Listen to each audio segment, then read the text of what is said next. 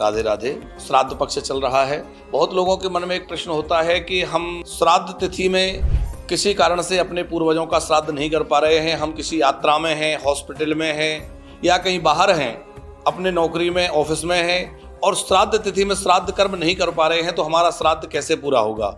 देखिए, श्राद्ध कर्म एक अनिवार्य कर्म है जो हर व्यक्ति को करना ही चाहिए। हमारे पूर्वजों ने हमारे लिए इतना कुछ दिया है और आज हम जो कुछ भी हैं अपने पितरों के, पूर्वजों के आशीर्वाद और उनकी कृपा के द्वारा ही हैं। तो हम सबका कर्तव्य है कि उनके निमित्त कुछ ना कुछ श्राद्ध कर्म अवश्य करें।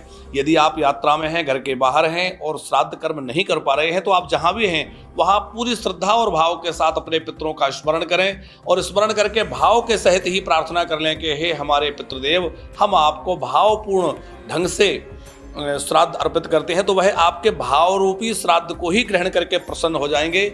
आप किसी भी मंदिर में या किसी अनाथालय में जाकर भोजन वितरण करा सकते हैं या आप जो है कहीं ब्राह्मण के द्वारा भी प्रतिनिधि के रूप में श्राद्ध कर्म करवा सकते हैं। यदि आप स्वयं करने में सक्षम नहीं हैं तो आप कहीं भी किसी ब्राह्मण को संकल्प दे करके और अपने पितरों के नाम और गोत्र के द्वारा उनके प्रति श्राद्ध कर्म करा सकते हैं। यदि आप बिल्कुल भी श्राद्ध कर्म करने में समर्थ नहीं है, केवल गाय को हरा चारा आप खिला देते हैं, तो गाय के अंदर सभी देवताओं का निवास है। गाय को हरा चारा खिलाने से भी आपका श्राद्ध संपन्न हो जाता है।